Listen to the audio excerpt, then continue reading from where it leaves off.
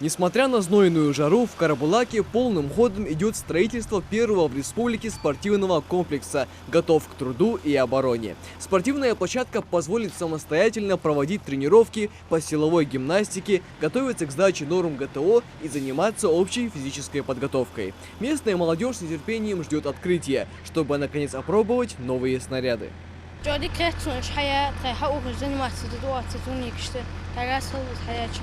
Спортом занимаешься ты живой? بوكس занимаюсь.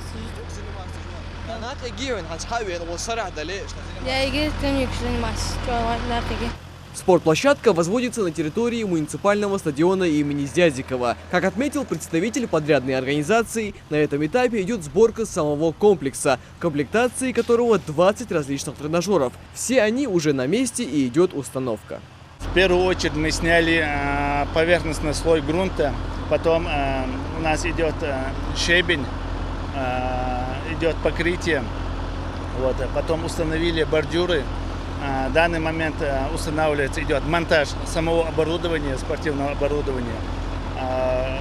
Проблемы бывают иногда вот из-за погодных условий, то слишком жарко, то дождливая погода бывает. Только из-за этих таких моментов может работа немного затормозиться, а так работа идет полным ходом. Объект возводится при поддержке регионального министерства по физической культуре и спорту в рамках реализации федерального проекта «Спорт. Норма жизни» нацпроекта «Демография». По поручению главы республики площадку ГТО должны сдать до конца текущего месяца.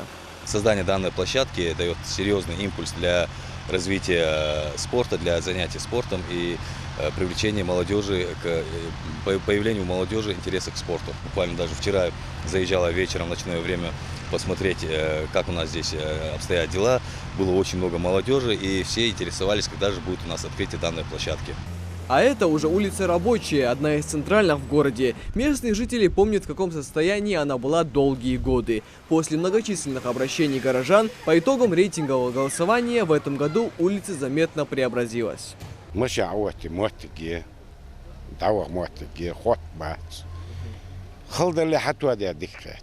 Мы пользуемся этим. Порядок.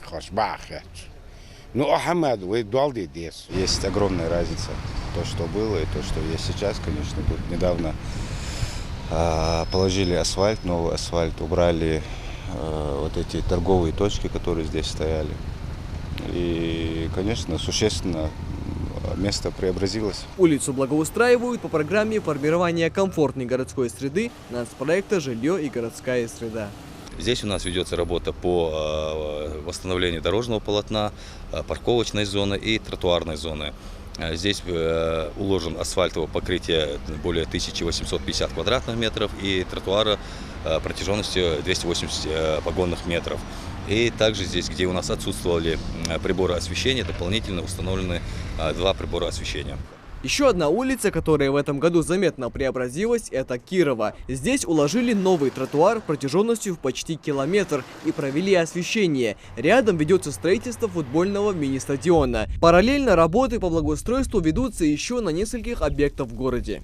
По улице Градусова более 20 приборов уличного освещения на существующие опоры устанавливаются. И тротуар 970 метров тротуара. Также у нас 5-й объект, это улица Заводская, улица Загородная.